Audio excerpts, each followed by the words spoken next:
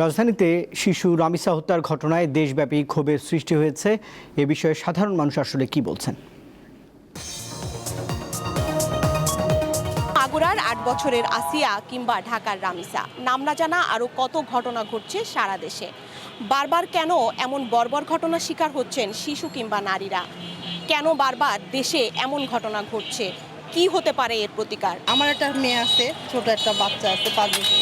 আমিও তো সারাক্ষণ এই নিয়ে চিন্তায় আছি। আমরা এই যে একের পর এক ঘটনাগুলো আসলে দেখছি, কোনো রাষ্ট্রই নারী, শিশু কিংবা জানমালের জন্য নিরাপদ পরিবেশ তো তৈরি করতেই পারে নাই। রাষ্ট্রের নীরব ভূমিকার কারণে হচ্ছে, এবং সামাজিকভাবে নারীদের এবং শিশুদের যেভাবে দেখা হচ্ছে এবং ধর্মীয় কিছু প্রভাবও থাকে। সরকার কঠোর না হলে এই জাতিকে আপনি কোনোভাবেই মুক্তির পথ দেখাতে পারবেন না।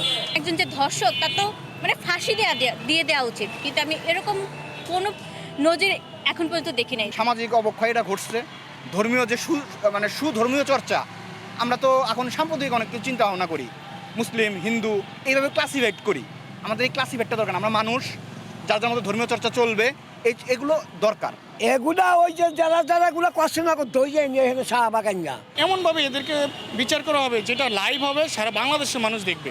ধর্ষণকারীকে প্রকাশ্যে শাস্তি দিতে হবে এবং তার মা বাবাকে নিম্নে 6 মাসের জেল দিতে হবে এবং তাদের আগামী প্রজন্ম যারা রয়েছে তাদেরকে